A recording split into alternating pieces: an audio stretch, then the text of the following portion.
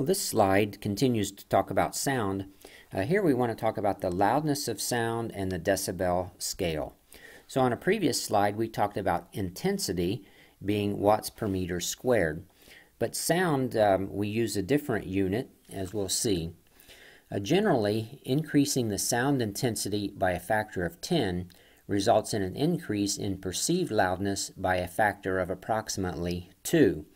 So the way we hear sound is not a linear function. An example of that sentence I just said was that, for instance, if you had 10 trumpets playing the same note with the same loudness versus one trumpet playing the same note and same loudness, you would only hear a difference in the loudness of sound. A perceived loudness would only be by about a factor of 2, even though you have 10 horns versus 1 horn. So that gives you an idea of what the logarithmic scale would be. So sound intensity level here is measured in units of decibels. So keep in mind here we have two different quantities. We have the sound intensity level, that's this column here, and this is the Greek letter beta. That's a different quantity than intensity. Sound intensity level, beta, intensity is just I, watts per meter squared. The threshold of our hearing is small. It's 1 times 10 to the minus 12 watts per meter squared. We use that in the formula to calculate the sound intensity level using this formula. And I don't know if you've had logarithms recently, but we'll go over how to use this formula in the lecture. If we look at the table I have here of different sound levels in terms of dB or decibels and intensity, you'll see that here is our threshold of hearing. This is for human beings, and then it goes on up. The threshold of pain here would be an intensity of 10 or 130 dB. So we have a wide range here of hearing. So again, we'll look at this formula in class and do an example. The remainder of slides in this video have to do with something called the Doppler effect. And so before we talk about this slide, let me mention something else. First of all, let's think about what happens to the sound wave when there's a relative motion between the sound source and the listener. You've probably noted this before, but maybe didn't know what it was called. And now let's look at this definition here. It says the Doppler effect is a shift in frequency when there is a relative motion of a wave source and an observer. Now this picture I put in here is not from our textbook, but I wanted to just emphasize how the picture looks when things are not moving. So what we have here is a train, and it's stationary and it's blowing its horn. So that's the source of sound waves. Here's an observer, somebody standing beside the tracks, and as they blow the train horn, the sound goes out in concentric circles, as we've seen here, and we have each wavelength there shown for the waves. The wavelengths are equal here. So the observer and the source are stationary.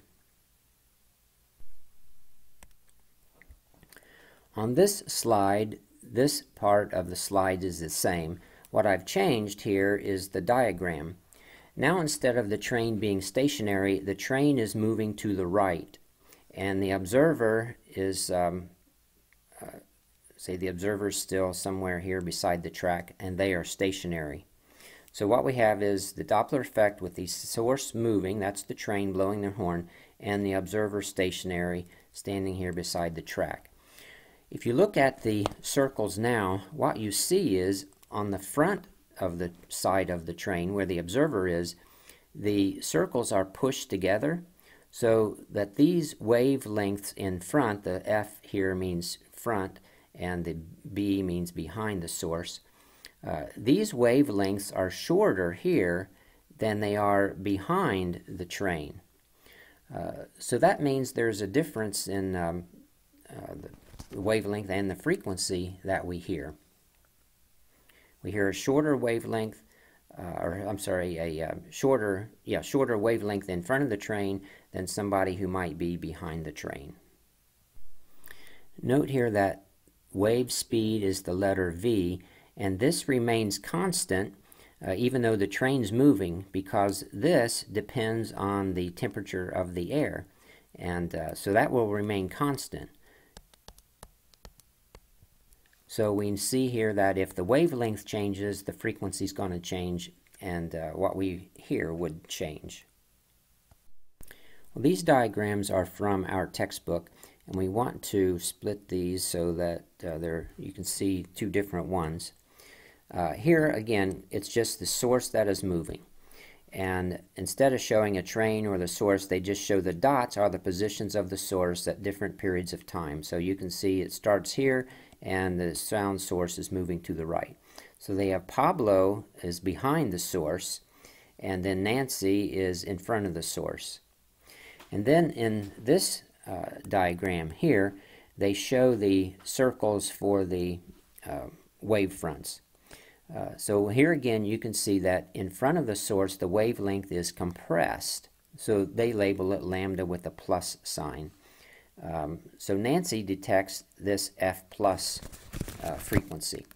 Now Pablo, being behind the sound source that's moving to the right this way, he detects a different wavelength here. So behind the source the wavelength is expanded, and they label that lambda minus. So it says the crest 0 is emitted at T0. The wavefront is a circle centered at point 0, and then at crest 1, emitted at some time T, the wavefront is a circle centered at point 1, and so on. So again, you want to get this picture in your mind that the person in front has a compressed wavelength, the person behind has an expanded wavelength.